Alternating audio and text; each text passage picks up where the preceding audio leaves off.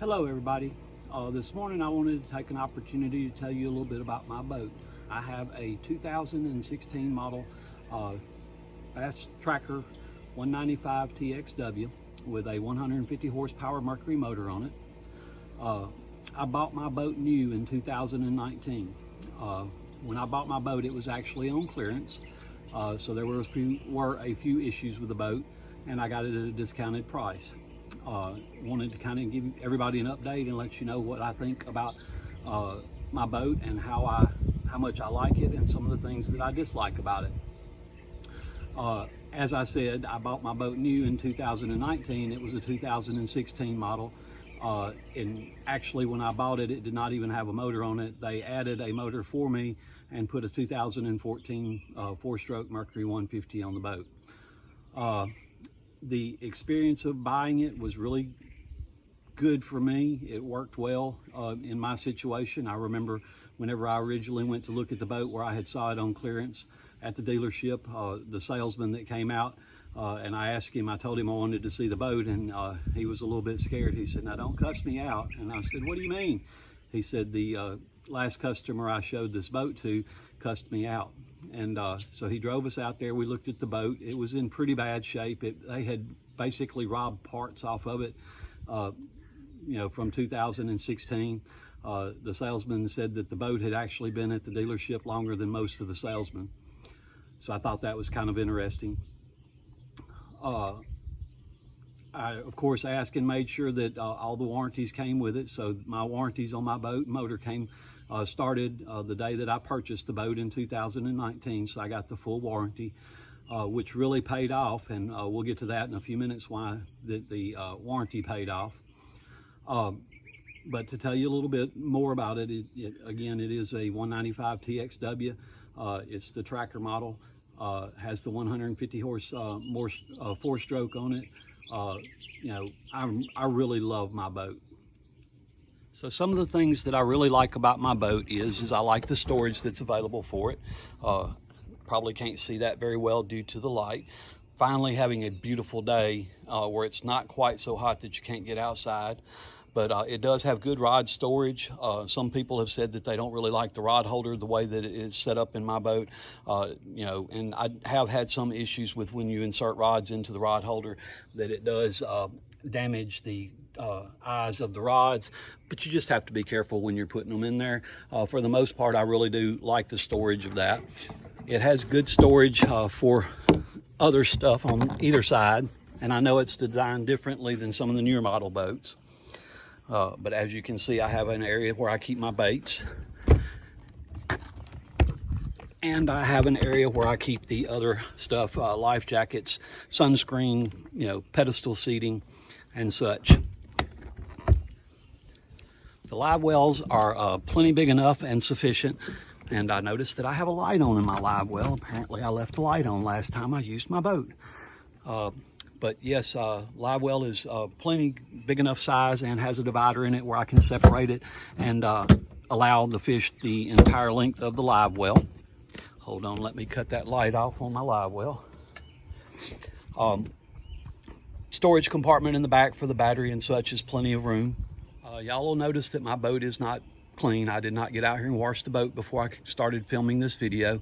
I bought my boat to use. I do use it. I do wash it very often, but I don't leave it, don't wash it and set it in the driveway just to look pretty. It is an active boat that I actively use on a regular basis. So you do see some dirt on there on the boat. And yes, I have bugs all over the motor because the last time I went fishing, it was almost dark when I was coming in and collected plenty of bugs on the motor. My boat came equipped with a Lowrance fish finder, console mounted. Actually broke some of the pins off in it. I wasn't really happy with it. We did replace it with a Garmin small fish finder.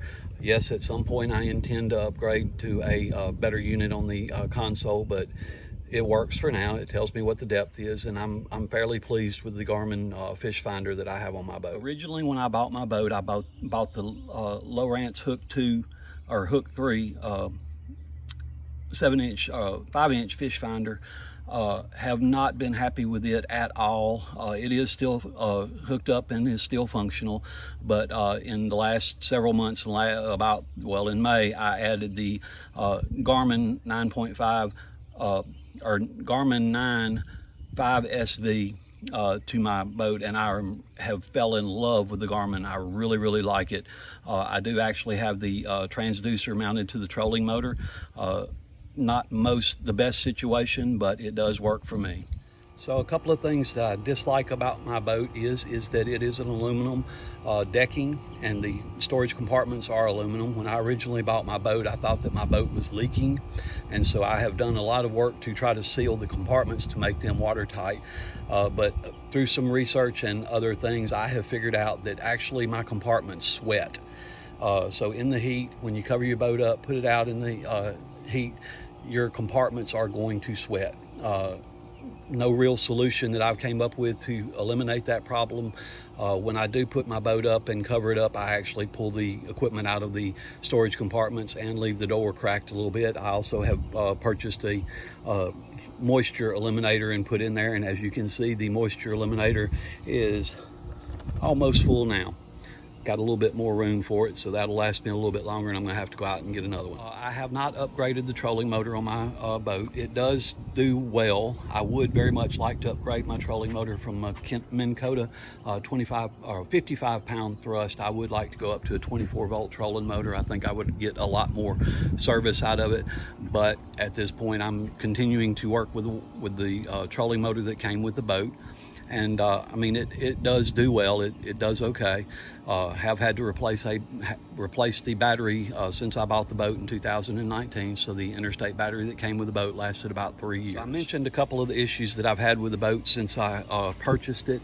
And one of the things right after I bought the boat where the warranty really came in handy was I noticed that it was taking on water, and I mean a pretty good amount of water.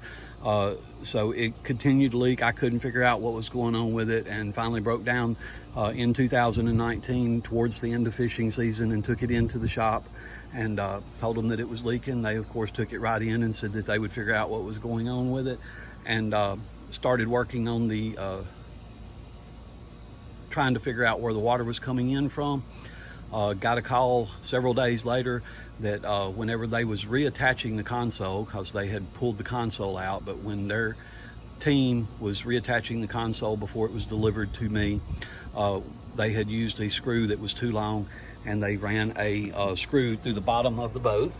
And I'm not sure if you can see, but right there is where they patched it and had to replace the had to repair and repatch and patch and replace the aluminum hole where they ran the screw through the bottom of the boat. I also mentioned another reason that the warranty came in handy, because last year using the boat, actually I don't even remember what we was doing, but my son and I was working around the back of the boat, and we got to looking and noticed that there was a crack in the hull, or in the transom of the motor of the boat, where the motor was, and it was cracked in several different spots, and wound up having to take the boat back into the shop for warranty work because the transom was cracking. When I took it into the shop, they looked at it and had to contact the manufacturer, and so yes, it went back to Springfield, Missouri, to the factory, and they went in and replaced the transom on the boat. They actually cut out the transom and replaced it. The braces and supports right here were much smaller than that before, and so they completely took those out, took the transom out, replaced it, and put it back on.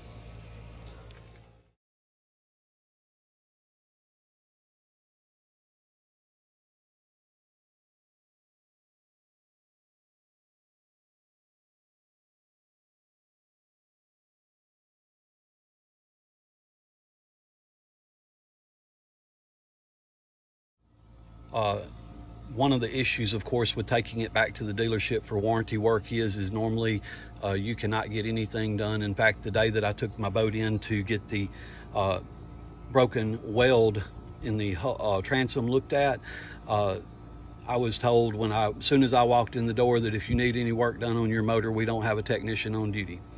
Of course, it wasn't a matter of having an issue with the motor, but I do try to do a lot of the work on my boat myself when I can, when it's something simple or something that I can figure out instead of having to take my boat in and them keeping it for anywhere from 2 weeks to 2 months. It was actually out for 4.5, 5 months whenever they had to send it back to the factory. So I don't like going without my boat that long because I like to fish a lot.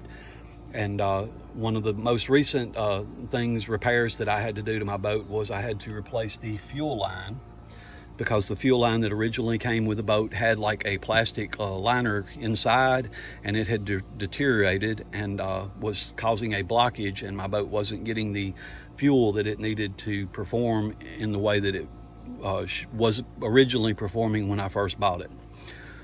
So to tell you about the performance of my 150 with the Tracker Pro 195 Team TXW, my boat will run easily 55 miles an hour, fully loaded, full tank of fuel, with 2 people in the boat and all of my gear and equipment. Once it gets down to about a half a tank of fuel and I'm in the boat by myself, I can easily hit 60 miles an hour in my boat.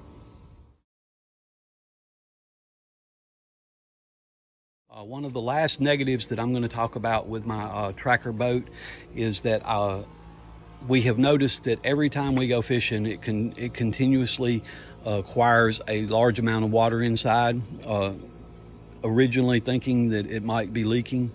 After doing a lot of research and a lot of trial and error with working on the boat, was able to determine that the boat is not actually leaking. The issue that's causing water to come into the boat when I'm fishing is if I have someone on the back of the boat that's also fishing. If you look, you will see that you've got the spigot where the bilge pump pumps out is right at the back of the boat, and it is at or below the water line most of the time.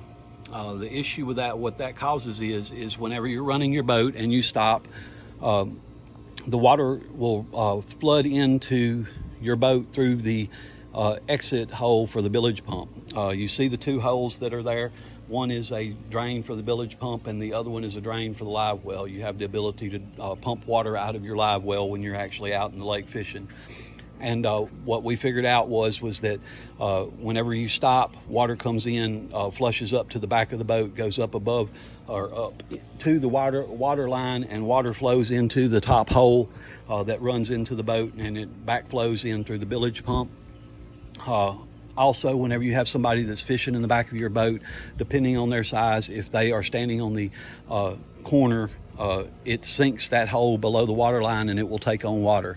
So the lesson learned is always pump out the bilge, pump it out with your bilge pump before you take off, and that will reduce the weight in your boat and give you a little bit more speed and ability, you're not toting all that extra water around. One of the problems that I've experienced with my Lowrance fish finder is the length of the transducer. I have broke 2 of the transducers, or 2 of the transducers has broke since I bought my fish finder. Too much water pressure. One literally broke in half. The good news was that they were covered under warranty, and I did get a replacement transducer at no cost. It just took a while to get it in. I think that's a pretty common problem with that model of fish finder.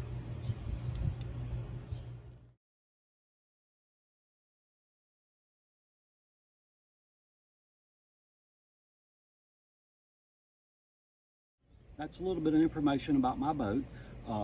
As I said in the beginning, I'm very pleased with my boat and really like the model and all of the features that go along with it. I think any boat would probably have a negative to it or 2. Thank you for watching the video. Please like and subscribe to my channel if you enjoyed the content. Do have some more exciting things coming up in the future. Have a very exciting trip where we're going to use the boat and we're not going to be going fishing. Got some updates that I'm going to be doing on my property that I also plan to video and add to the channel in the very near future.